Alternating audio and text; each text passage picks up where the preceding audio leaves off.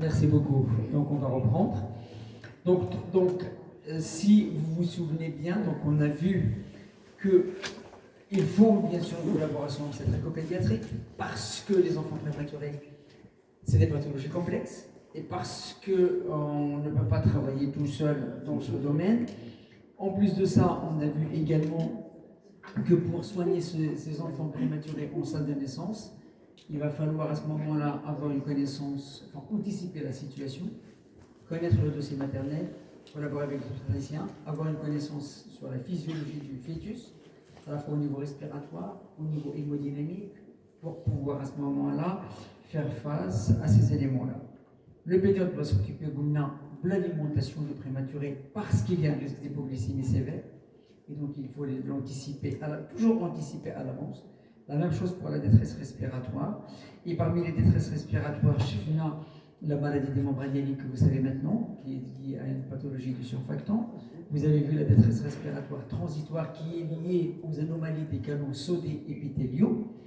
Et on a vu le pneumothorax spontané et non pas post-traumatique. Et on va voir maintenant les apnées du prématuré.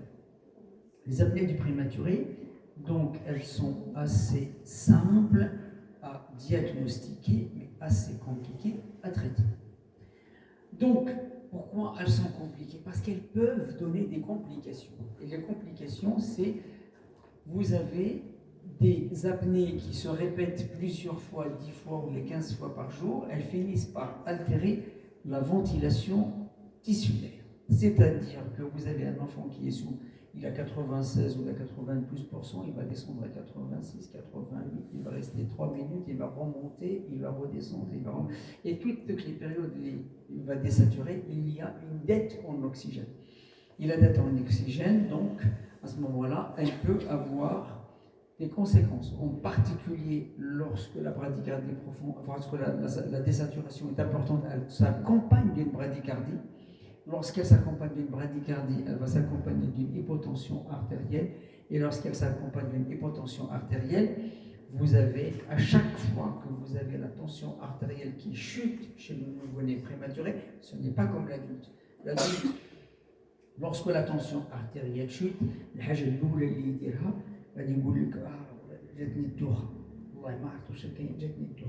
il va s'asseoir. Pourquoi? Parce qu'il a une régulation cérébrale qui est faite. Parce que sa tension, quand elle chute, le cerveau va dire qu'il y a quelque chose qui ne va pas, il a le temps de s'asseoir. Le prématuré, ce n'est pas la même chose. Il n'a pas de régulation cérébrale suffisante. Et à chaque fois que la tension artérielle elle chute, qu'est-ce qu'il va faire? Son organisme, il va distribuer le sang avec en fonction des préférences. Chez le nouveau-né, le cerveau est considérable. Le cerveau du nouveau-né représente 10% du poids du corps. Il représente 16% du poids du corps. Il représente 1,9, 1,8. 1,9 chez les hommes et 1,8 chez les femmes. Chez les hommes, parce qu'ils ont le poids qui est plus important.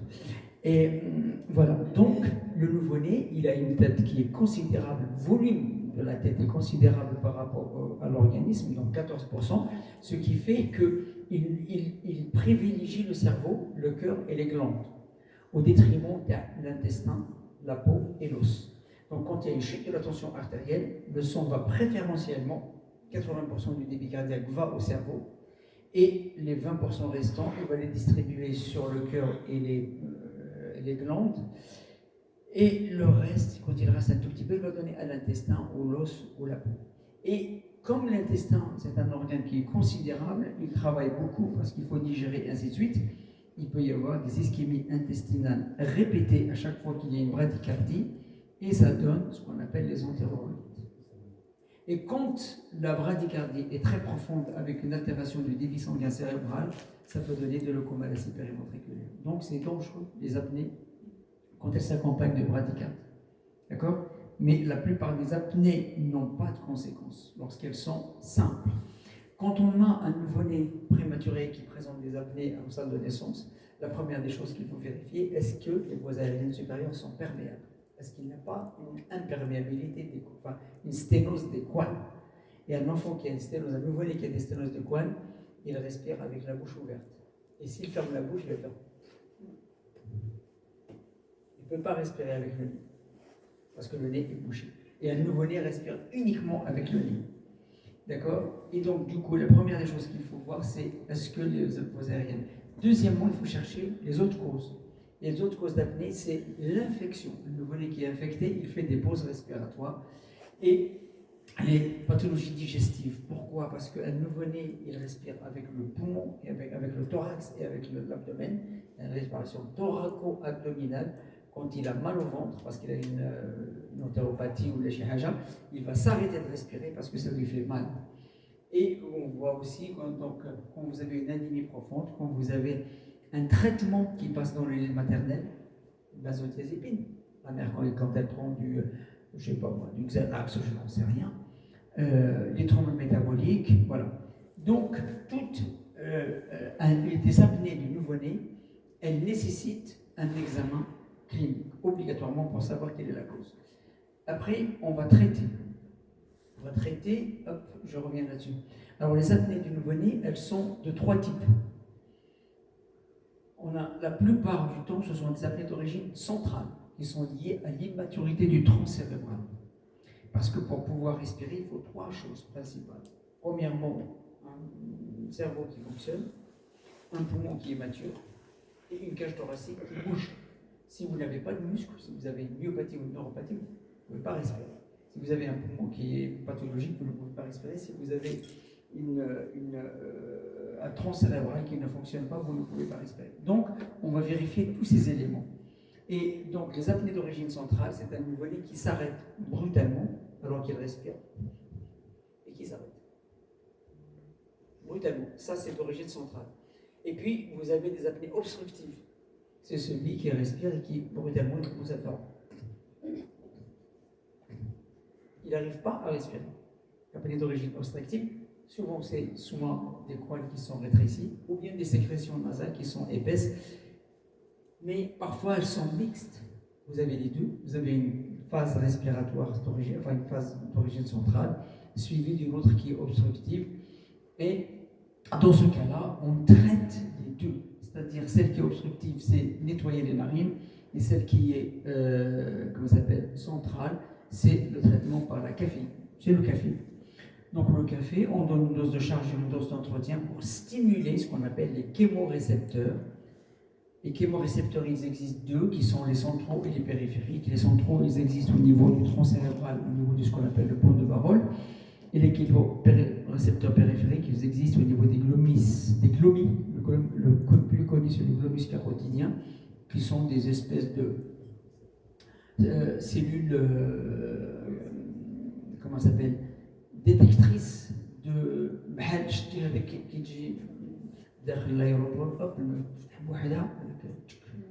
c'est la même chose. Donc au niveau du glomus, il y a des cellules qui analysent le sang en temps réel.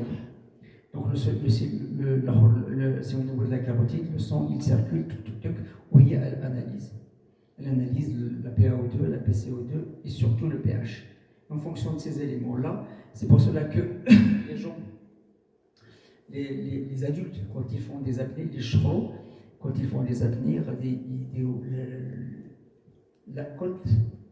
le glomus fonctionne convenablement, correctement, il va ronfler, il va se mettre il va commencer à ronfler, il se met en hypercapnie. Dès qu'il est en hypercapnie, l'acidose commence à s'installer, il va faire. Et à un moment, il se réveille. Parce que la CO2 augmente. C'est grâce à ces cellules-là. D'accord?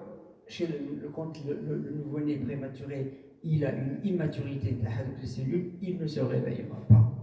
Et il peut faire une PCO2 à 120 ou à 130 ou à 140, ce qu'on appelle le syndrome, l'hypoventilation alvéolaire d'origine centrale.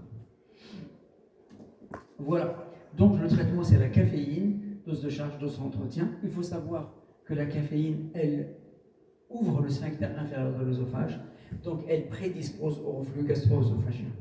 Mais ce n'est pas une raison, par exemple, pour donner un traitement anti-reflux. Il faut juste le savoir pour le surveiller. C'est tout.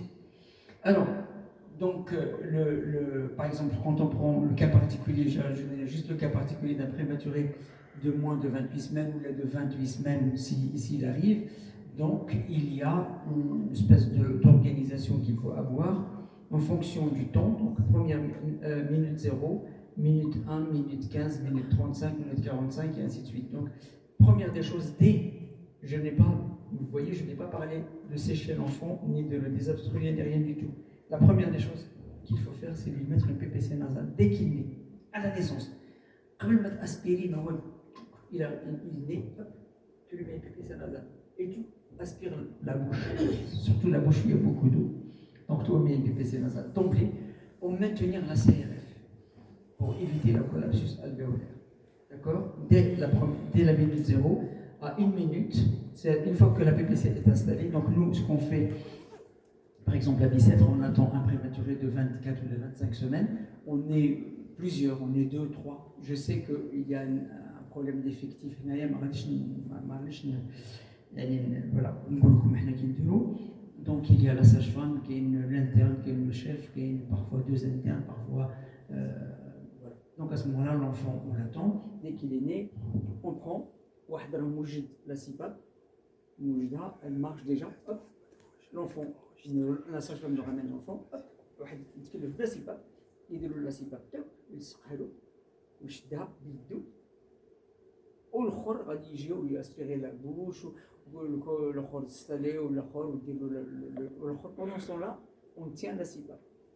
C'est la CPAP qui va le sauver, parce que sinon, il va collapser son poumon, il va faire une maladie d'hémorragie sévère, alors qu'une fois la CPAP est mise, le poumon est stabilisé, on met plus 6 ou la plus 7 ou la parfois plus 8, en fonction si l'enfant tire ou ne tire pas, stabilisé, au bout d'un quart d'heure, 20 minutes, à ce moment-là, il est déjà installé, tout est fait, et avec l'ourte, on va l'intuber, mettre du surfactant, on l'extube et on remet la CPAP. Voilà, d'accord? Et donc, vous voyez, donc on met une CPAP, on l'installe, 15 minutes après, hop, on va lui mettre son capteur de saturation, il est déjà installé sur la main droite, on lui met le KTVO, s'il a besoin de surfactant, on le met rapidement, s'il n'a pas besoin de surfactant, donc le surfactant, on le met là, ou là, hop, à 40 ou à 45 minutes de vie, il est déjà perfusé, il a son KTVO qui est installé, il est perfusé, il a sa caféine, il a tout ce qu'il faut, et à 1 heure de vie, on évalue la détresse respiratoire. S'il a une détresse respiratoire sévère, on va lui mettre du surfactant. S'il n'a pas de surfactant, donc le surfactant, habituellement, il est fait avant la première heure de vie. L'idéal, c'est avant les 45 premières minutes de vie. Plus vous le mettez tôt, et plus vous allez guérir rapidement votre enfant. Voilà donc le truc. Dépister les malformations. Donc on a vu tout ça. Assurer la bonne adaptation, vérifier la stabilité, surveiller la première alimentation, favoriser la relation mère-enfant, on avait parlé du peau à peau. Donc là, dépister les malformations. Donc dès la naissance, l'examen chez un enfant nouveau-né à terme ou la prématurée, peu importe, il doit être examiné complètement, c'est-à-dire de la tête aux pieds. On va des pieds à la tête, comme on veut. À ce moment-là, on va regarder par exemple les yeux. Est-ce qu'il a un regard clair? Est-ce que les yeux sont opaques pour chercher une maladie métabolique? D'accord? Parce que la première des choses quand on voit, quand on a une cornée qui est opaque, c'est chercher soit une phétopathie, soit une maladie métabolique. On va regarder l'aspect du crâne, les sutures. Est-ce qu'il a une bosse sérosanguine? Est-ce qu'il a un céphalomatome? Est-ce qu'il a une scapocéphalie? Est-ce qu'il a... Donc voilà, donc on regarde ça. On va regarder les oreilles. Est-ce que les oreilles sont bas implantées ou non? Donc pour savoir si les oreilles sont bas implantées, donc là c'est ce qu'on appelle le tragus. On va tracer un trait, à l'œil nu, entre le coin de l'œil et le tragus. Donc le coin de l'œil doit passer par le tragus. Voilà, donc on va passer par exemple au cou. Donc on va regarder s'il a un torticolis, s'il a un excès de poids au niveau du cou, s'il y a une fistule au niveau du cou, parce qu'il peut y avoir des fistules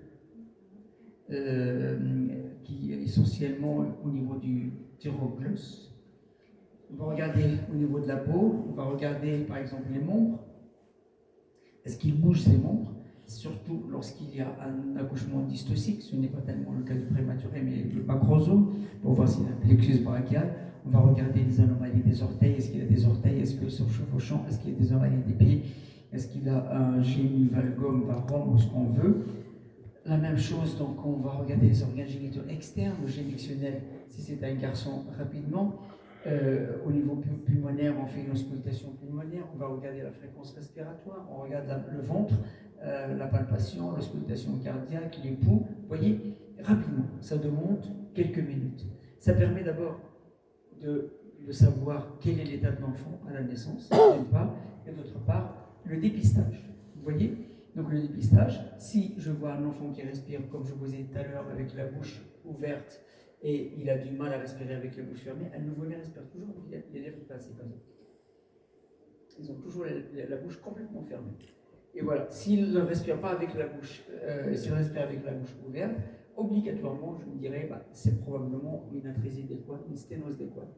Donc on n'est pas obligé de passer, quand on va aspirer les narines, on peut aspirer juste l'intérieur des narines, on n'est pas obligé de passer tout à fait au fond pour ne pas blesser, mais il faut faire très attention, et surtout si l'enfant n'est pas allaité. Si l'enfant est allaité, il n'y a pas de souci. Dès que vous allez le mettre au sein, il va avoir du mal à boire, donc il va être là. Il va lâcher le sein tout de suite. Alors qu'avec le biberon ça coule tout seul, donc il ne peut pas respirer, donc qu'est-ce qu'il va? Il va s'étouffer et il va inhaler. D'accord? C'est la même chose que pour l'atrésie de l'œsophage. Voilà, donc c'est un enfant qui va respirer très mal lorsqu'il a une atrésie des voies. Il faut naturellement, dans un service de maternité, avoir, ou surtout de néonates, avoir ce qu'on appelle les canules de Guédel, parce que c'est rare les atrésies d'équane, mais quand ça vous tombe dessus, vous ne pouvez pas. Si vous n'avez pas de canule de Guédel, vous prenez à ce moment-là une sonde d'intubation large, 4 ou 5 de grands enfants, vous n'allez pas l'intuber avec, vous le mettez juste dans la bouche pour permettre un pertuis pour qu'il puisse respirer. Parce que s'il a la bouche, s'il ferme la bouche et qu'il a les coins ouverts, il ne peut pas respirer par la bouche, il va crier. Lui, il a l'habitude de respirer la bouche fermée, donc il ne peut pas. Il va hurler à chaque fois.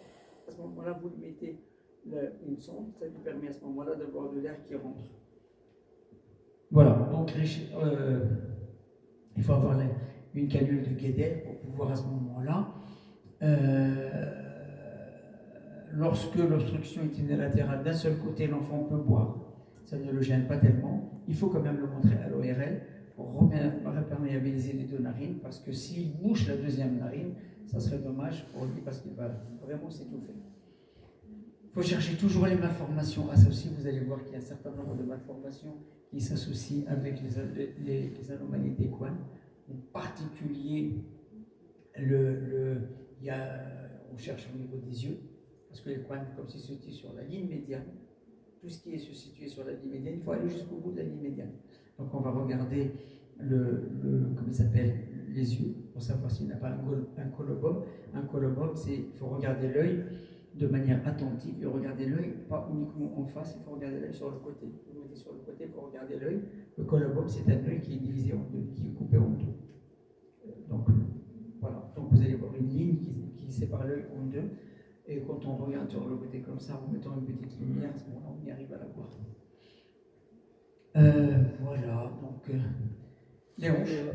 Pour les rhinites, c'est pas l'atrésie de quoi, les rhinites. Oui. Qu'en est-il du sérum adrénalisé? Parce que Alors, fréquemment. Ça, c'est une excellente question. Fréquemment. Très très bonne question. Parfois, on t'appelle à 10 minutes de vie. Et on a déjà une sage-femme qui a déjà passé, elle a aspiré l'enfant plusieurs fois, 10 fois. Et tu arrives et il fait complètement bouché. Là, tu mets du sérum adrénaliné. Tu mets du sérum adrénaliné, donc tu mets la tête sur le côté comme d'habitude, tu mets une goutte. Donc, ce qu'il faut faire, c'est de diluer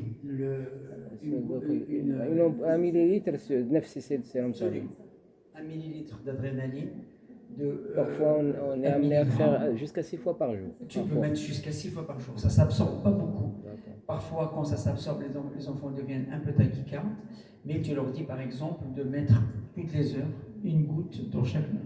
une seule goutte dans chaque narine, ça permet de réduire l'œdème et ça permet et surtout d'éviter d'aspirer. Il leur dit de ne plus aspirer, de mettre uniquement le sérum.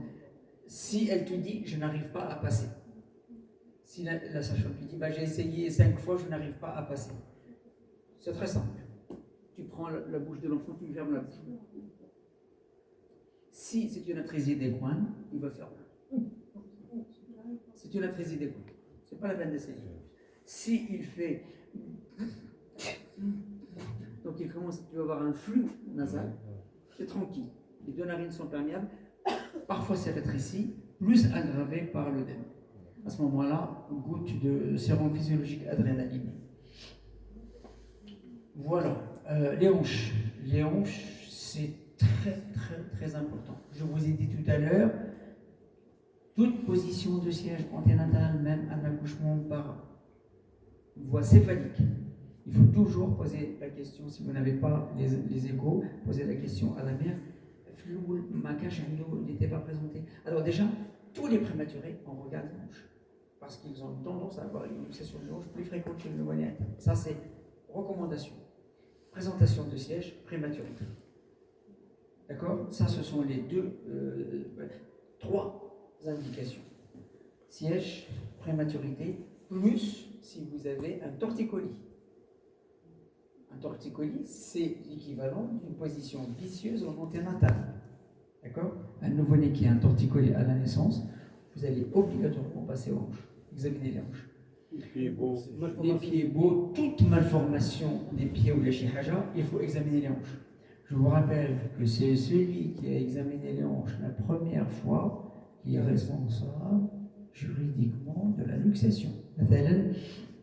Moi, j'examine en salle de naissance un enfant, je mets hanche stable. Je le note sur le carnet de santé ou je le note dans le dossier, hanche stable, je le note sur l'examen de sortie. Une semaine après, il est vu par Rachad. Une semaine après, donc la mère m'a جات c'est Rachad. دوز عليها قالت لي لا ما عجبنيش نمشي عند السباحه جبها 2 mois après ou 3 mois après هو غادي يجي ويقول لها 3 mois خصنا نديروا له une radio دي hanches ودير لنا الراديو دي hanches وتصيب une luxation. هذا خاطئ هذا خبص. Le premier qui a examiné, c'est celui qui doit dépister.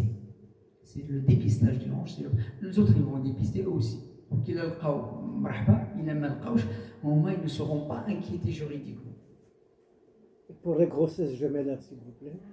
Les grossesses gemellaires. Pour la radio du bassin, dépistage de la luxation. Alors, pour les grossesses gemellaires, il y a une contrainte. Il y a une grossesse monocoriale, monocoriale, monoamniotique, ou là, monocoriale. Surtout, il y a une monoamniotique, ou qu'il y a une il y en a une qui écrase l'autre. Il y a une contrainte, et que l'autre, il faut les examiner. C'est clair. Ou il y a deux poches séparées, il faut les examiner avec moins d'attention que s'il y a une contrainte. Mais il y a une contrainte, un torticolis, ou la jambe derrière, obligatoirement, il faut les examiner. Il faut faire, même lorsque l'examen est au moindre doute, s'il y a un piston, le chihaja, une échographie, avant 15 jours de vie. Avant 1 mois, c'est clair, une échographie avant 1 mois. Ou quitte l'échographie, mais l'échographiste, mais il échographie à la limite de la normale, là, il y a que les angles, il faut qu'il regarde tous les angles. Il y a l'angle acétibulaire, il y a l'angle interne, il y a l'angle convexe, tous les angles. Il y a radio à la limite de la normale, enfin écho à la limite de la normale, elle n'est pas normale, elle est à la limite de la normale. Donc le mouchkil d'Yel Kintan, le dépistage il est clinique. C'est le clinicien, les radis ou le lot. Non, il fallait demander les angles au radis. J'ai été sollicité pour des situations comme ça où il faut trancher les fautifs.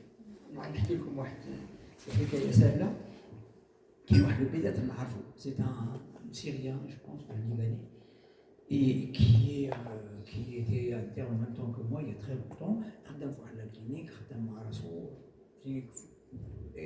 parmi les meilleurs à Paris.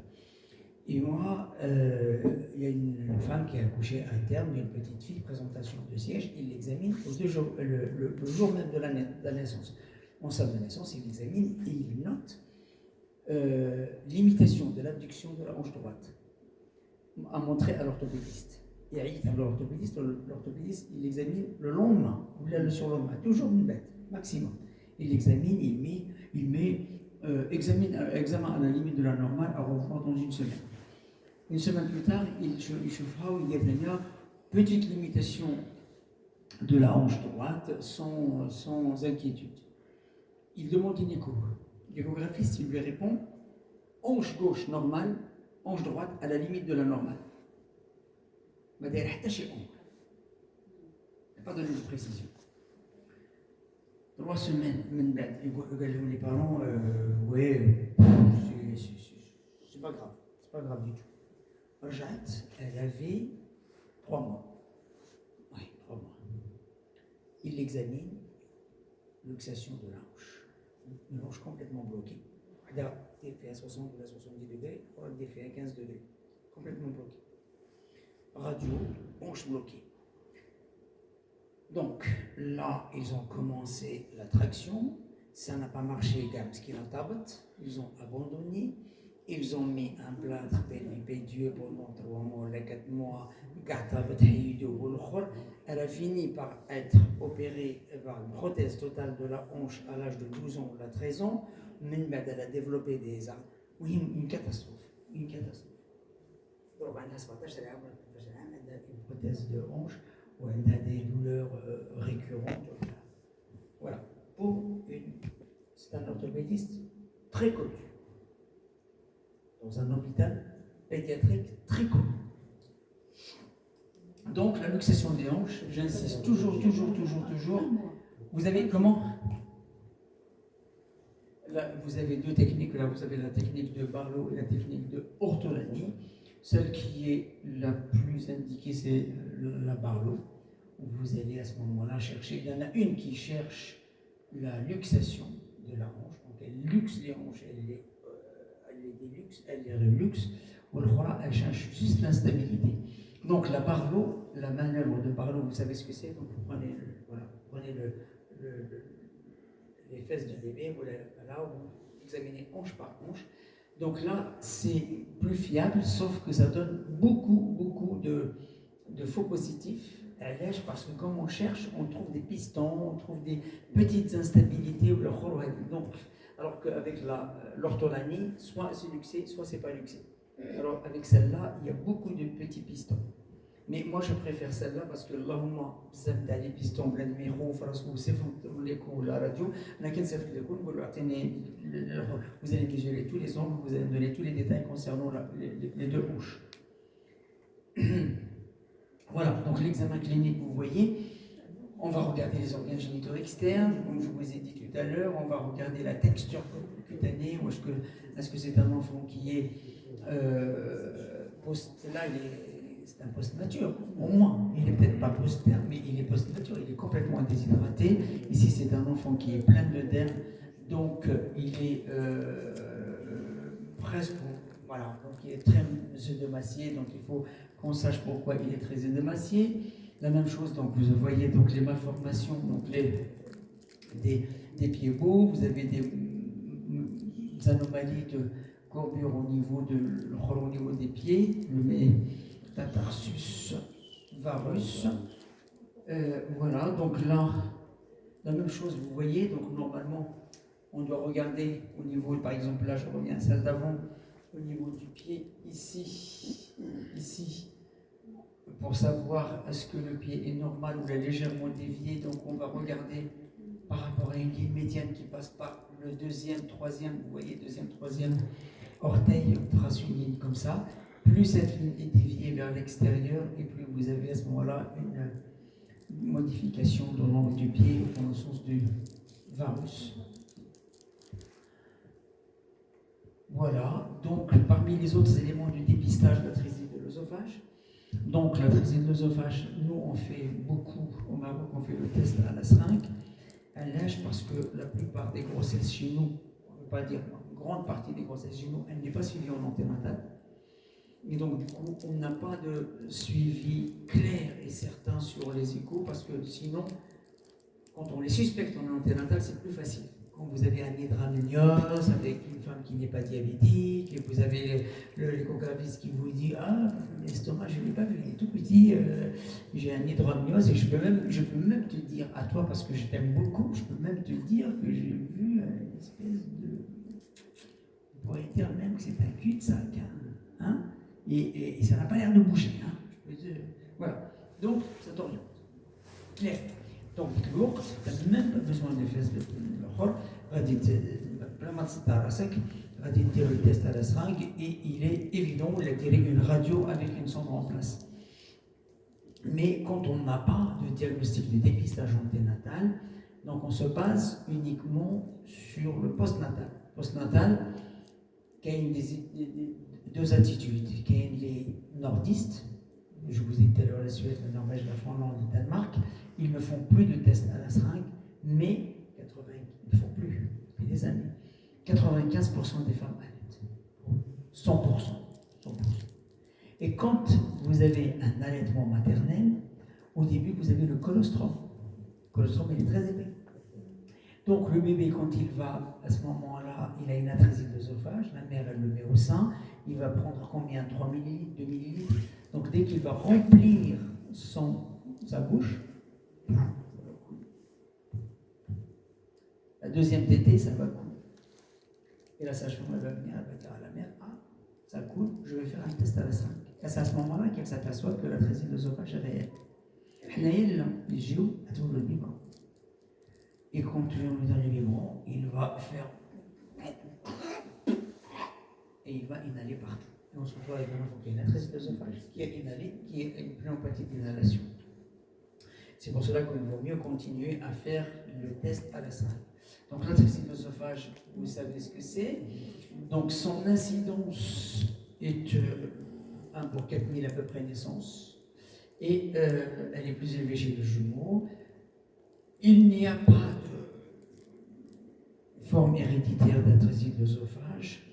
Et la chirurgie, elle est assez simple. Et voilà. Ce qui est compliqué, vous voyez, en anténatal, je vous ai dit, l'estomac non vu, et 50% des cas de diagnostic qui fait en anténatal. 1 sur 2. Malheureusement, il y a un neige à l'autre. D'accord. Et quand on a un doute, on fait une IRM fétale chez le fœtus, et l'IRM fétale vous confirme à ce moment-là. C'est une IRM qui est très longue, très longue. Habituellement, l'IRM, elle dure 5 minutes. Là, elle dure 20, 25 minutes, 30 minutes, parce qu'il faut qu'ils attendent au moment où le fœtus va avaler, et ils vont suivre le mouvement du péristaltisme œsophagien. Ils vont voir que le péristaltisme œsophagien s'arrête. Il ne se poursuit pas.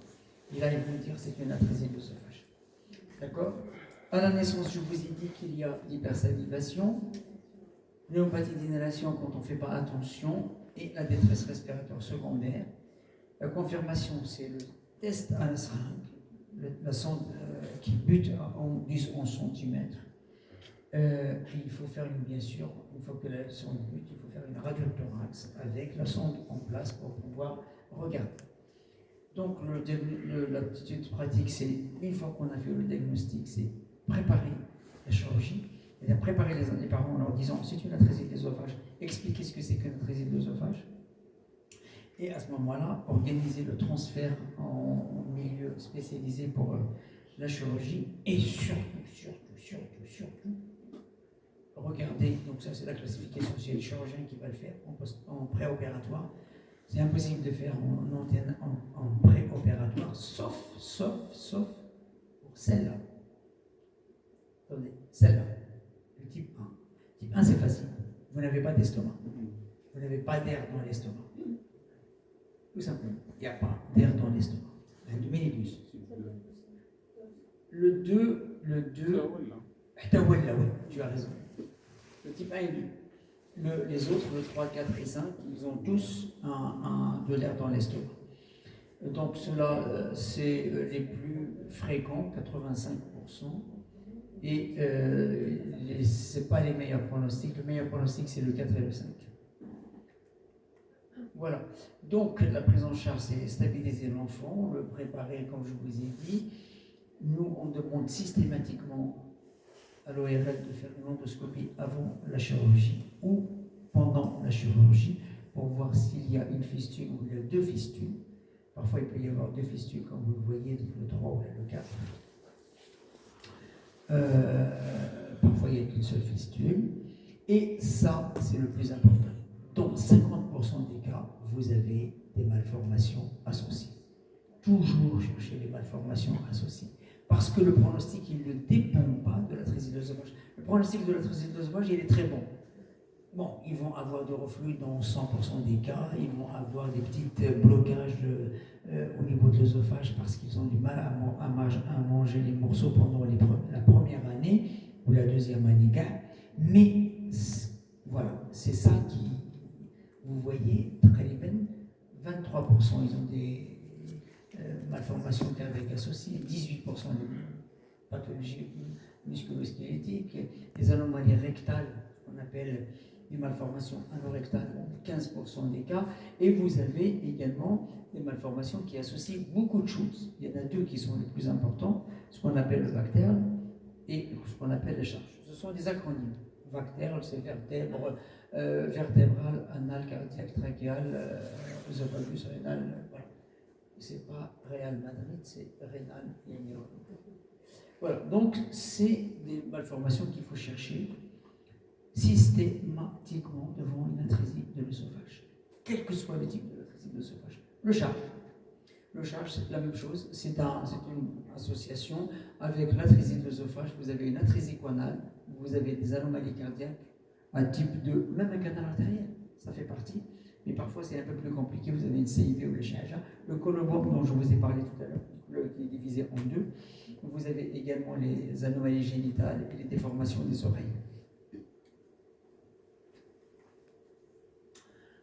Donc ça, c'est les dépistages qui sont classiques. Il y a des dépistages qui sont un peu moins, pour lesquels le pédiatre également est sollicité, parce que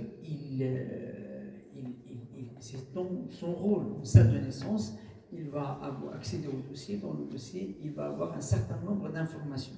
Donc les informations, vous voyez, quand il y a un PV, parce qu'il va tomber dans le dossier en disant « Ah, il y a un PV maternel qui est positif à streptopée », ou là, la sage-femme l'a rompu il y a 18 heures déjà. Ah oui, ok, donc rupture prolongée des membranes, antécédent d'infection néonatale à streptocoque B, d'accord, la fièvre maternelle, rupture prolongée, prématurité inexpliquée. Donc il y a un certain nombre de facteurs. On parle du prématuré. Donc si le pédiatre, on lui dit il a une béance cervico-ismique ou un certain nombre de causes pour être prématuré, grossesse gémellaire ou la chiaja. Sinon, ça fait partie des choses qu'il va falloir dépister aussi. Alors, il y a un truc quand on parle de portage du streptocoque B, on parle toujours du PV, positif à streptocoque B. Il ne faut pas oublier la bactériurie à streptocoque B.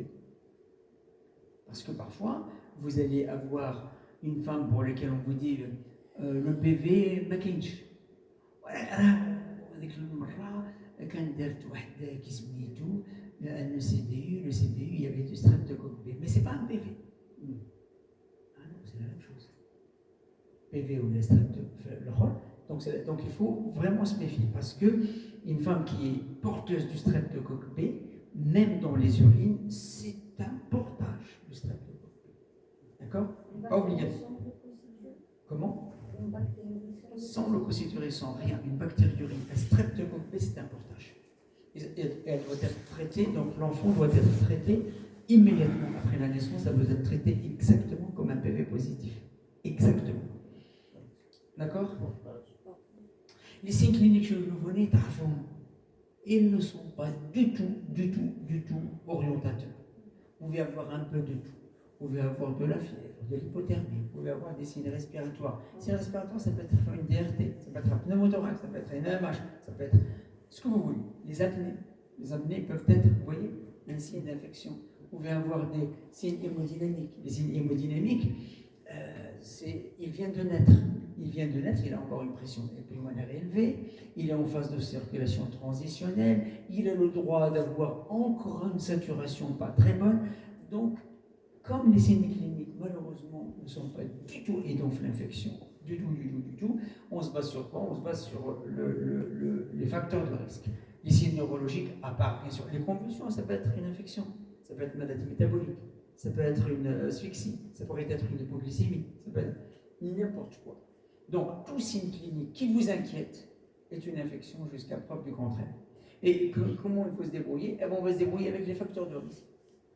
Donc, j'ai des facteurs de risque. Le nouveau-né, par exemple, si je prends un nouveau-né supérieur à 36 semaines qui est asymptomatique, je vais voir est-ce qu'il a des facteurs de risque, lui.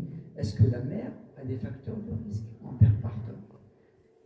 Les facteurs de risque colonisation chez la mère, antécédent d'infection, les cheveux en là, rupture prolongée, prématurité inexpliquée. عنده واحد من هذه les facteurs ولا ما عنده حتى شي واحد. Il a plus que un, il a أكثر من واحد من هذه les facteurs. Je veux voir les facteurs maternels. Est-ce que la mère a été déjà traitée par les antibiotiques pour une infection chez Haja ou est-ce qu'il y a une fièvre maternelle? Si la mère elle a aucun facteur, هذا ما عندوش وهذه ما كاينينش. Aucun facteur, je vais juste le surveiller. ما نديريش. إلا كان عنده un seul facteur مثلا إما هنا ولا هنا je vais le surveiller de manière rapide ونقول لها لا ساشا شوف رمي عينك على هذا وغدا دير له ان سي ار بي ودير له ان سي ار بي نقول لها دير له ان سي ار بي ودير له نيميراسيون باسكو هذا il est à risque. إلا كان عنده deux facteurs surveillance accélérée et même je commencerai le contexte ديال كوميتوما je pourrais commencer les antibiotiques et les arrêter une fois que j'ai les CRP négatifs. D'accord? Monsieur, pour la procalcitonie? Oui. Pour la procalcitonie. Pour la procalcitonie, alors la procalcitonie, elle a un énorme souci. Ou tu l'as fait pendant la première heure de vie, avant H3, ou là au cordon ombilical. Alors, الأحسن ما ديرهاش. غادي نقول لك علاش. Parce qu'elle va augmenter. Si tu l'as fait, il faut l'interpréter en fonction du nomogramme de Rumac. Je dis avec le nomogramme de Rumac, en fonction de l'âge. Elle va augmenter de manière physiologique. Pendant les 6 premières heures, elle est faiblement augmentée. La normale, elle est inférieure à 0,5 nanogramme par millilitre. Après, elle va monter un tout petit peu à partir de H6 jusqu'à H12. De H12 à H24, elle va augmenter un petit peu plus. De H24 à H48, elle va augmenter un peu plus. Elle peut arriver jusqu'à 18 ou 20, de manière physiologique. Si tu as une PCT à 50 ou à 100, c'est obligatoirement pathologique. المشكل هي تخلصي la PCT 100 درهم ولا 150 درهم ولا يعطيك résultat égal à 16 وتبقى 16 كاين ديال هاد 16 دونك الوقت غادي تشدي له نوموغرام وغادي تبلاصيه في النوموغرام pouf pouf il est à H24 j'ai 16 c'est négatif parce que normalement ça monte jusqu'à 16 ou 15 ou la chiage. Mais moi j'évite de les faire. Moi ce que je fais les premières 24 heures où j'ai suffisamment de facteurs de risque, je me dis j'ai suffisamment de facteurs de risque. Si je fais une CRP, elle est négative avant H12. Il faut que je trouve positif. Si je fais une PCT, elle peut être positive, j'aurai le même problème que toi, je ne saurais pas l'interpréter. Donc, in fine, je fais quoi? Je vais le traiter ça. Donc je le traite. Je le traite par une autothérapie simple. On utilise beaucoup la pénicilline plus gentille. Vous utilisez beaucoup de céphaloxime parce que vous n'avez pas d'écologie bactérienne connue. Les bactériaux sont extraordinaires. Donc, je commence les antibiotiques. Le lendemain, à H24, je fais une CRP. Si la CRP est positive, si la CRP est négative, Radinzid 24 heures supplémentaires, je fais 48 heures, une deuxième CRP. 2 CRP négatives, la valeur prédictive négative est égale à 100%. Ton enfant n'est pas infecté. Elle est publiée partout. 2 PCT, 2 CRP, ou les 2 PCT, 2 CRP ou les 2 PCT négatives à 24 heures d'intervalle, 100% de valeur prédictive négative. La valeur prédictive positive de la PCT au cordon ombilical est égale à 48%. 48%, c'est 1 sur 2. C'est-à-dire que بحال غادي نقول لك بحال كي نمشيو تلعبي الكره يقول لك اش دابا تختار هاد الكره ولا هذا ودير l'arbitre يدير يديرها هنا يديرها هنا une fois sur نديرو صح. Voilà, donc les émocs, oui. Oui. المشكل يا سيدي العزيز أن هنايا depuis que je travaille au Maroc, ça fait تقريبا 1 an, aucune émoque n'est venue positive. ما عمروش شفت واحد l'émoque positive. Et ils sont tous infectés. نتوما انا في الاول انا في الاول بقيت ندابز مع كيقول ندابز مع راسي. المره كيفاش غنزعم هو الى انفكتي الى انسان اللي 200 واش ديسون دو سي ار بي وكلم لي هذا الحمار ديال قالت لي لا كادر قالت لي ماشي غير هو راه اخطا لي زيموك قالت لي راه بدلنا اللابو وعاود بدلنا اللابو ما عمروش الى لابو جابنا لي زيموك بوزيتيف عمرو كيفاش حنايا عندنا لي زيموك سون بوزيتيف C'est la qualité du prélèvement. La qualité du prélèvement. شوف les deux في les deux sens. بصح لا كاليتي دو بريليفمون حنايا نورمالمون خص يكونوا بلوس بوزيتيف على لان علاش حنايا يفون تريز اتونسيون بريليفمون نقيو مزيان تفوتي 2000 شكون سميتها يقولوا لها 4 طون ملي تقولها ديري لي بوك تقول جو فيغ 3 طون ولا 4 طون 3 طون ولا 4 طون شنو هي بروميي طون غادي تغسلو بالماء والصابون تغسل بالماء والصابون وتنشف ودير ان انتيسيبتيك وتنشف وتعاود l'antiseptique donc الماء والصابون تنشف ça fait 2 temps l'antiseptique une deuxième fois elle le laisse agir pendant 1 minute وتعاود un antiseptique avant de faire les boucles سميتو 4 temps وتبدل لي غون وتبدل الاخر وعندك 3 نتاع لي باكي نتاع كومبريس اللي غادي الثاني بخو بوزيتيف هنايا تجي تقول لك ندير لي مارك واخا جد واحد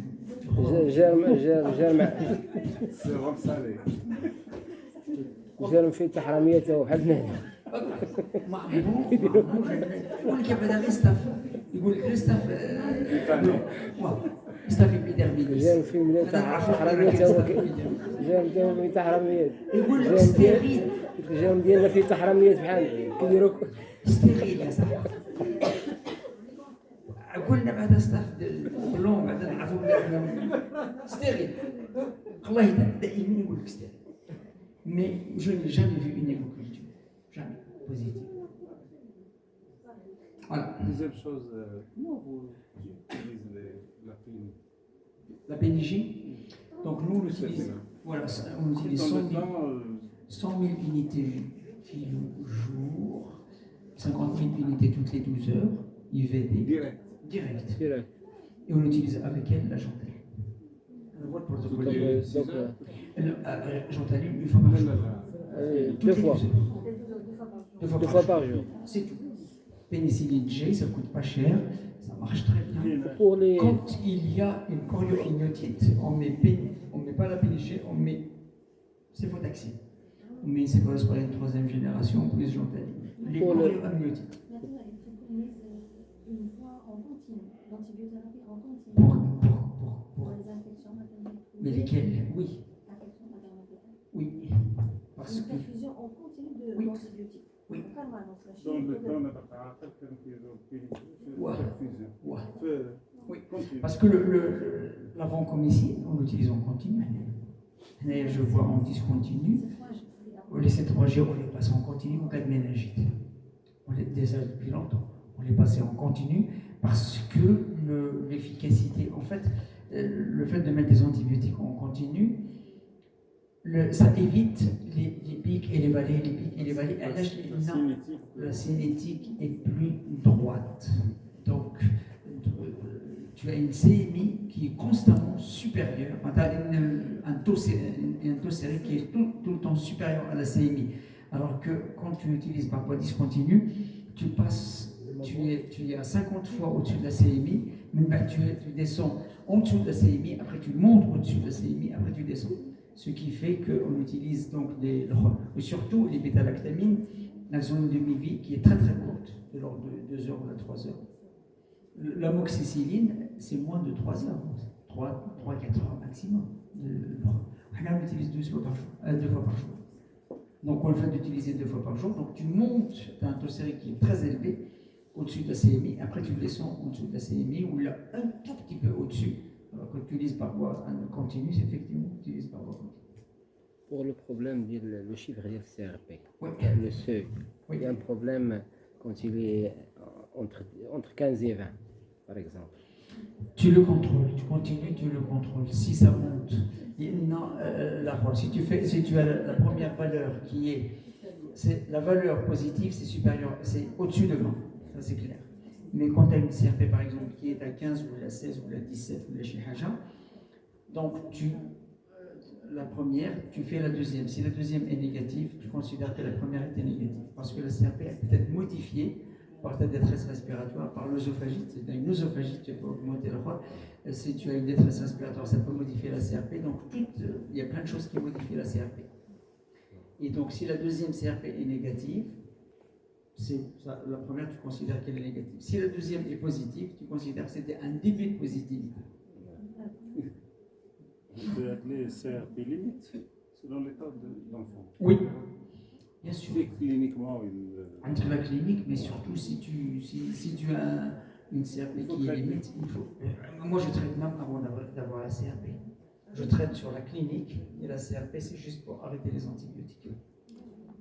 Dans certaines situations, on a des CRP élevés, de l'ordre de 30, parfois 40, avec un examen clinique tout à fait normal. Oui. Et quand on refait 24 heures après, on retrouve que ça a diminué. Oui, parce que la CRP, elle peut bouger rapidement avec les pathologies respiratoires. Ouais. Si tu as par exemple un trouble de résorption de liquide pulmonaire assez sévère, Ouais. le poumon est très réactogène, donc tu as une inflammation du poumon minime, qui fait augmenter la CRP. Ça s'estompe tout seul. Oui. Ça, malheureusement, on ne peut pas échapper à ça parce que contrairement à la PCT qui bouge moins avec la CRP, si tu as un enfant qui convulse, il va augmenter sa CRP et sa PCT. S'il vous plaît, qu'en est-il de l'utilisation du ceftriaxone? Oui. Dans certaines cliniques, ou beaucoup de cliniques, on n'arrive pas à trouver le céfotaxime, donc on est obligé, quand on regarde la littérature, c'est pour les enfants, pour les nouveau-nés de moins il vaudrait mieux éviter pour moins de 1 mois. Oui, alors pour le nouveau-né, il vaut mieux éviter parce que la ceftriaxone, elle a quelques inconvénients. Premièrement, elle précipite avec le calcium, donc il faut pas. Les lithiases. Voilà, il donne des lithiases. Oui. Il ne faut pas l'utiliser en association avec les produits calciques, dont la même tubule en tous les cas, parce que ça précipite d'une part. Et d'autre part, comment il s'appelle? Le nectaire. Quand il y a un nectaire, exactement, bravo. Quand il y a un nectaire, parce qu'elle rentre en compétition avec la protéine Y et la protéine Z pour le transport de la bilirubine vers le cytochrome P450. Oui. Ça. Donc c'est pour cela qu'on préfère. Et troisième élément, c'est quand on a une souffrance fétale aiguë, par exemple, avec une atteinte hépatique, parce que le métabolisme est hépatique, l'élimination est biliaire pour la céfotaxime, pour le ceftriaxone, alors que pour la céfotaxime, le métabolisme est hépatique et l'élimination est rénale. Et pour la ponction, s'il vous plaît, pour la ponction lombaire. Ponction lombaire, c'est un énorme débat. La plupart de ce qu'on appelle les evidence-based medicine il n'y a pas d'indication à faire une ponction lombaire chez tout le nouveau-né suspect d'une infection. Il faut premièrement confirmer qu'il s'agit bien d'une infection néonatale, c'est-à-dire que tu dois avoir un contexte clinique immense de fièvre maternelle ou la chorioamniotite ou la Shihaja, une CRP élevée, positive, supérieure à 20, et la ponction lombaire, tu ne la fais pas à visée diagnostique. C'est-à-dire que tu ne la fais pas sur un enfant qui vient de naître, qui est encore instable. Tu stabilises ton enfant Tu le stabilises, c'est-à-dire que tu vas le ventiler s'il le faut, tu lui mets de l'oxygène s'il le faut, tu l'aspires, tu commences tes antibiotiques. Tu peux faire ta ponction lombaire demain ou après-demain. L'objectif, ce n'est pas de trouver le germe, c'est de trouver des stigmates de méningite pour informer les parents. Mais tu le traites comme une méningite. Parce que si le risque de faire une ponction lombaire sur un enfant qui est instable, c'est qu'au moment où tu vas plier ton enfant, tu vas le décompenser. En le décompensant, tu vas l'aggraver pour un geste qui peut attendre.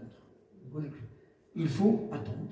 Tu traites ton enfant comme une méningite si tu as suffisamment d'arguments, et une fois que tu as fait ta ponction lombaire le lendemain, ça ne va pas, tes leucocytes ne vont pas changer. S'il a 800 leucocytes, il va avoir demain 800 leucocytes. C'est clair. La seule chose que tu ne vas pas trouver, c'est le germe. Mais l'objectif, ce n'est pas de trouver le germe. Si tu trouves le germe dans le liquide céphalorachidien, ça veut dire que vraiment, tu as une... voilà.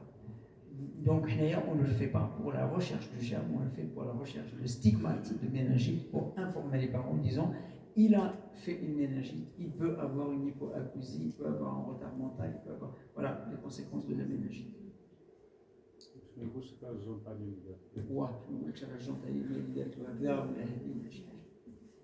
Voilà. Donc, les ictères, la même chose. Quand on examine, on va examiner la peau, je vous ai dit tout à l'heure. La peau, on va trouver quoi? Les angiomes. On va trouver les névus, on va trouver tout ce qu'on veut.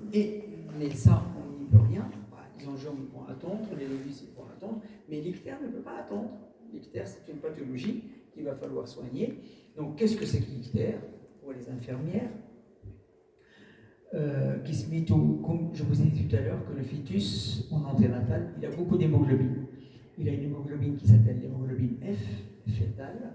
Et donc cette hémoglobine fétale, elle a une affinité particulière vis-à-vis de l'oxygène. C'est pour cela que le fœtus, il a besoin de moins d'oxygène pour pouvoir grossir. Après la naissance, il aura besoin d'une hémoglobine qui a plus d'affinité. Donc il va changer cette hémoglobine pour une autre qui s'appelle l'hémoglobine A, pour adulte. Donc il prend son hémoglobine fétale, il va la casser. L'hémoglobine, elle est formée de deux choses. Elle est formée par l'hème, qui est le fer, et la globine, qui est une protéine. Et donc à ce moment-là, il va garder le fer de l'autre côté, tandis que la globine, il va la transformer en biliverdine dans un premier temps, et il va à ce moment-là la faire, la biliverdine, et il va la transformer en bilirubine non conjuguée. Avec la bilirubine non conjuguée, elle est liposoluble, elle est soluble dans les lipides. Donc il va faire quoi? Il va la rentrer dans le foie pour la conjuguer, et cette conjugaison se fait par des enzymes. Ils vont à ce moment-là couper quelques doubles liaisons pour la rendre hydrosoluble, qu'on appelle bilirubine conjuguée, et à ce moment-là, elle va être éliminée dans les selles, elle va être éliminée dans les urines. D'accord? Et quand cette bilirubine non conjuguée, ce qu'on appelle la bilirubine non liée à l'albumine, parce que c'est l'albumine qui l'empêche de rentrer dans le cerveau, à ce moment-là, lorsque le taux d'albumine non liée, de bilirubine non liée est augmenté de manière considérable, elle va traverser la barrière ménagée et elle va donner ce qu'on appelle l'ictère nucléaire, et qui est une pathologie extrêmement grave avec des enfants qui deviennent encéphalopathes toute leur vie, malheureusement. Donc, le pédiatre, il va, si un l'ictère est considéré comme physiologique lorsqu'il commence après 24 heures et lorsqu'il s'arrête avant 10 jours. Il est pathologique s'il commence avant 24 heures et qu'il reste au-delà de 10 jours. Donc, lorsque en salle de naissance, vous avez un enfant qui a un ictère, la première des choses de dire il a un ictère, c'est probablement pathologique. Il est jaune. Donc, je vais faire quoi? Je vais examiner le contexte, déjà, le groupe sanguin de la mère, le groupe sanguin du bébé, l'examen clinique pour savoir s'il a une pâleur qui m'orienterait à ce moment-là vers une hémolyse, parce que ça fait ictère plus anémie, et je vais faire un bilan sanguin. Une fois que je l'ai examiné, je vais faire un bilan sanguin pour le groupe, je vous l'ai dit, et je vais m'orienter. C'est un ictère physiologique qui commence un peu tôt parce qu'il a un tout petit peu d'ictère, et donc c'est physiologique, ou bien c'est un ictère qui est pathologique. Dans ce cas-là, c'est très probablement une hémolyse, soit par incompatibilité fœto-maternelle, soit par une... Parce que surtout s'il a reçu de la vitamine K1 en intramusculaire, ça peut être un déficit en JCSPD qui décompose. Eux, ils n'aiment pas la vitamine K1. Il peut y avoir d'autres maladies corpusculaires des globules rouges qui vont hémolyser. Je commence quoi? Donc à ce moment-là, d'abord, quand j'examine avec mes yeux, je vais regarder un enfant jaune, je vais confirmer par le dépistage, par ce qu'on appelle le bilirubénomètre. À ce moment-là, le bilirubénomètre me permet d'étoffier les enfants qui sont ictériques de manière précoce. Je vais le refaire, ou le volume, il a qu'un très bas volume, toutes les 12 heures, rapidement, en tous les cas, toutes les 12 heures. Et parmi les facteurs de risque qui vont m'orienter à ce moment-là à chercher l'ictère, soit cliniquement, soit par le biliflage, la prématurité. Elle est là, quelque part, la prématurité. Le nouveau-né de mère diabétique, l'asphyxie périnatale, la toute chose qui va altérer la qualité de l'hémoglobine pour liser l'hémoglobine. Et à ce moment-là, je vais dire, là, il faut le surveiller là. Et en particulier, l'immunisation fœto-maternelle, y compris l'infection néonatale, bien sûr. D'accord? Une fois que j'ai le diagnostic, je vais traiter l'enfant par photothérapie. La photothérapie, elle ne conjugue pas comme le foie. La photothérapie, elle va ce qu'on appelle faire une photoisomérisation. Le foie, vous avez des enzymes qui vont couper les doubles liaisons, alors que là, ils vont changer la configuration de la bilirubine, ils vont juste la changer. Et en changeant sa configuration, elle passe de lévo à dextro, évogire, dextrogire, et elle devient hydrosoluble. Et quand vous arrêtez la photothérapie, elle reprend sa forme native et elle devient liposoluble. Et l'enfant, c'est pour cela que quand on fait une photothérapie, quand on arrête la photothérapie, et où il est de nouveau jaune, même de la photothérapie elle disparaît, même où il est jaune, ce n'est pas une conjugaison définitive, c'est une conjugaison transitoire, réversible. Voilà. Donc, nous avons des abacs sur lesquels, à ce moment-là, on se base pour dire il a tel jour, tel nombre d'heures de vie, il a tant de bilirubine, est-ce qu'il fait partie des enfants qu'il ne faut pas traiter, qu'il faut mettre sous photothérapie ou pour lesquels il faut faire une exsanguinotransfusion. Donc ça existe dans tous les trucs en fonction du terme, en fonction du poids, en fonction de l'âge. C'est quelque chose qui est très très développé, qui est très utilisé aussi. Ça nous permet de nous en sortir. Alors, pour conclure, on peut c'est le sujet. Pour conclure, la prise en charge des nouveau-nés prématurés en salle de naissance est complexe. Si vous n'êtes pas d'accord, on peut en parler. Elle est franchement complexe. Elle lèche parce qu'elle nécessite une collaboration obstétrico-pédiatrique très compliquée. Vous pouvez arriver à faire la paix entre les Israéliens et Gaza, et ils n'ont pas entre un obstétricien et un pédiatre. Je le vis. Moins intensément qu'ici, parce qu'ici c'est quand même assez difficile. Voilà, les Français, ils respectent beaucoup les pédiatres. Les obstétriciens nous respectent énormément. L'anticipation, on est tout le temps dans l'anticipation. Elle lâche parce que le prématuré est un bébé, il est un malade, la passion très fragile. Il peut mourir rapidement, il peut s'aggraver rapidement. Et on a cette notion de responsabilité, pas juridique, on s'en fout, mais la responsabilité morale, de dire donc on se sent responsable de l'aggravation d'un nouveau-né. Donc on est toujours dans l'anticipation, anticipation sur le dossier, anticipation sur le sepsis, donc tout le temps, dans l'anticipation. On intervient en avant-coup et non pas en après. Voilà. Infection, on traite parce qu'il y a un doute. Donc on anticipe. L'ictère, on traite parce qu'il y a un doute. On traite parce qu'il y a un doute. D'accord? Assurer les fonctions vitales. Parce que de toute façon, voilà. Dépister les malformations avec le risque que nous peut être attaqué. Si vous passez à côté d'une fixation de hanche, si vous passez à côté de quelque chose, donc vous risquez d'être attaqué.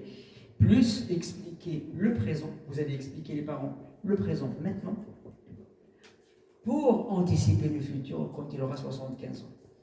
Machine quand il aura 2 ans, quand il aura 75 ans. D'accord? Voilà, merci beaucoup. S'il vous plaît, pour les l'ictère du prématuré, pour le prématuré, est-ce que la photothérapie peut être préventive pour des prématurés? Est-ce que, Alors, sans qu'il y ait... alors s'il n'y a pas s'il n'y a pas d'ictère, tu ne peux pas faire de la photothérapie préventive. Aliage. Parce que la photothérapie, quand tu la mets sur une peau où il n'y a pas d'ictère, elle n'a aucun S'il y effet. a juste un subictère, s'il y a un commencement, Alors, et si tu as un subictère, un reflet ictérique, ouais. ou ما عندكش les flashs, ou Ouais. ما عندك Ouais. والو, les clouartes, tu peux la faire. Oui, c'est ça. Tu peux. Ouais. Allège, parce que ce n'est pas toxique. Ouais. D'une part. Mais pour la faire systématiquement chez tous les enfants prématurés, non, parce que ça n'agit rien. Tout Si à tu fait, n'as pas oui. d'ictère, ça n'agit pas. S'il y a subictère ou il y a Si débictère, oui. tu te Oui. dis يبان لي بحال اللي مصفر شويه وكذا وهذه وما بغيتش ندير له un prélèvement, je le fais demain ou après-demain, c'est jouable. Probablement, il va le faire. Il va le s'il y faire. a- oui. Mais il faut qu'il y ait quand même Au cas où, un oui, médicament, parce oui, que sinon oui, tu vas là, tout à juste fait, chauffer tout à la fait. peau pour rien. Oui, tout à fait, oui. Et pour l'ictère physiologique, Oui, même quand il est physiologique, il y a des taux. oui, oui, oui. C'est Parce préventif, que l'ictère physiologique, quand le taux dépasse la capacité de l'enfant de faire ce qu'on appelle une clearance de l'ictère, nettoyer lui-même, tu le traites, tu l'aides en faisant de la photothérapie. À partir de quel taux de bilirubine Alors, pour un nouveau-né à terme, nouveau à terme ou un prématuré? alors le prématuré, je ne peux pas te dire. Là, j'ai un prématuré, c'est en fonction du terme et en fonction du poids. Pour le nouveau-né à Pour terme, le nouveau-né à terme, à partir de 200 mg, c'est 340, 120 mg. 120 mg. 120 mg. À partir de 120 mg. D'abord, vous confondez les. Là, on fonctionne au micro, moi, oui.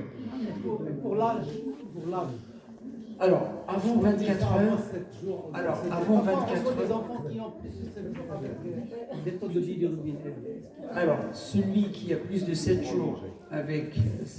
On rentre dans l'ictère prolongé. L'ictère prolongé, il a plusieurs. Parmi les premières causes, il faut que je regarde si l'enfant est déshydraté. Si l'enfant est déshydraté, il ne pisse pas. Et il ne fait pas assez Il va sel. le faire. Si les deux voies d'élimination de la bilirubine, c'est les urines et les selles. Donc s'il est déshydraté, il n'a pas de diurèse, il n'a pas de sel, donc il y a ce qu'on appelle le cycle entéro-hépatique. Avec la bilirubine, tu frappes le rythme, les namels boulèches. Mais donc la première chose, déshydratation. Deuxième chose, il faut regarder s'il avait une sœur sanguine monstrueuse. Il va mettre plus de temps. Troisième chose, il faut regarder qu'est-ce qu'il boit. Il y a des enfants qui prennent le sein, et là tu as ce qu'on appelle l'ictère au lait de mère. Deux causes. Il n'y a pas suffisamment de lait, et donc la mère, elle lui donne une petite quantité, et c'est la même chose que pas de diurèse, ictère rétracté sur place.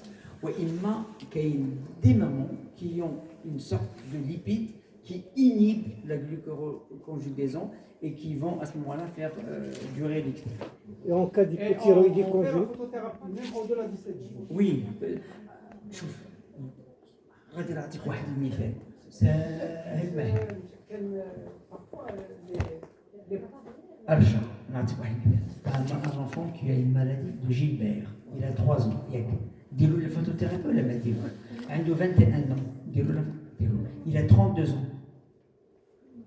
Photothérapie, ictère, la bilirubine libre, et quelle photothérapie à n'importe quel âge. Non, mais en fait, c'est parce que la bilirubine, excusez-moi, elle est toxique, donc les barrières. Maintenant, c'est pas avec- Donc une femme qui a une Elle a maladie. déjà fermé.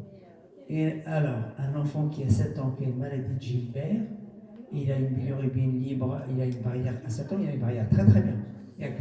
Donc tu ne le traites pas. Moi je le traite. Moi je lui dis, très bien, الصباح يمشي للمدرسة، العشية كي يدخل يدوش، ومن يتعشى ديروا ينعس، ومن ديروا ينعس ديروا له الفوتوثيرابي فوق. Toute la nuit. C'est comme ça. C'est le seul traitement. Parce que tu as un produit toxique, il faut l'éliminer. Et la seule façon d'éliminer ces choses. Ouais. Donc, l'objectif, c'est pas uniquement qui se met tout. La barrière encéphalo-hématique, ce que tu as dit n'est pas tout à fait vrai. أنا كانت عندي واحد الدرية عندها 3 سنين تونسية عندها المالادي de Gilbert elle était sous photothérapie في الدار عندها لا فوتوثيرابي في الدار ديالها مشاو لتونس اون فاكونس دايين معاهم داك الماتيريال وكل شيء خدوا الماء وقال لهم لا فامي ديالهم تونس راه برشا غالي ولا خويا الشمس دونك غادي ديوها للبحر غادي تبرانزا وغادي داك البكتيري يمشي داوها للبحر تبرانزات وبو دو 2 سيمين ورجعوها لنا كوم ستاد جو نسي با كوا elle est morte encéphalopathie profonde علاش parce que ils n'ont pas traité les parents les médecins vous ont dit de donner le matériel pour la traiter et vous n'avez pas cru les médecins, vous avez cru les